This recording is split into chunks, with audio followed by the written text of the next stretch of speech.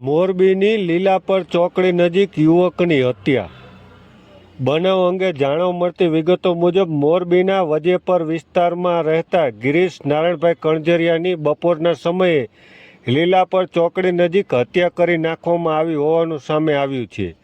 બનાવની જાણ થતાં પોલીસ ઘટના સ્થળે દોડી ગઈ હતી અને હાલમાં યુવકના મૃતદેહને પીએમ માટે ખસેડી ફરિયાદ નોંધવાની તજવીજ શરૂ કરી છે.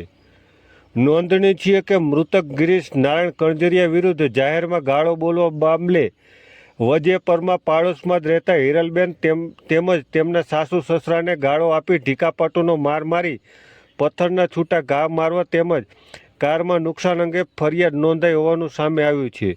જૂની અદાવતમાં યુવકની હત્યા થઈ હોવાની સૂત્રો પાસેથી માહિતી મળી છે અને આ હત્યાના બનાવના પગલે મોરબી પોલીસ ઘટના સ્થળે પહોંચી હતી અને આગળની કાર્યવાહી હાથ ધરી હતી.